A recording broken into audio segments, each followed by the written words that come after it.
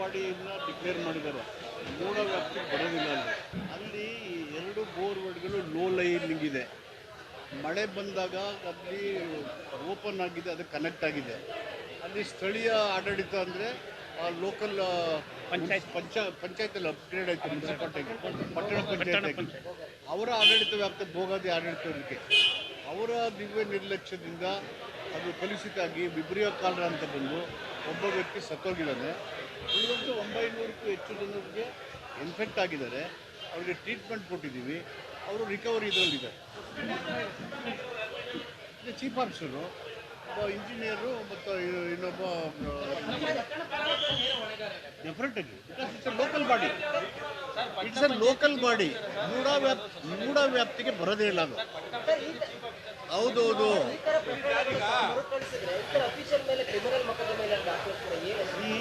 ಈಗ ಮುಖ್ಯಮಂತ್ರಿಗಳು video conference ಮಾಡಿ ಎಲ್ಲರಿಗೂ ಹೇಳಿದ್ದಾರೆ ಮುನ್ನೆಚ್ಚರಿಕೆ ಕ್ರಮ ಕೊಳ್ಳೋದಕ್ಕೆ. ಸಹಜವಾಗಿ ಮಳೆ ಬಂದಾಗ ಲೋ ಏರಿಯಲ್ಲಿ ಎಲ್ಲ ಊರಿನ ಕಸ ಎಲ್ಲ ಬರುತ್ತೆ. ಎಲ್ಲಿ ಲೋ ಲೈಯಿಂಗ್ ಏರಿಯಾದಲ್ಲಿ ಟ್ಯಾಪ್ಗಳೆಲ್ಲ ಇರ್ತವೆ, ಅಲ್ಲಿ ಕನೆಕ್ಟ್ ಆಗೋ ಸಾಧ್ಯತೆ ಇರುತ್ತೆ.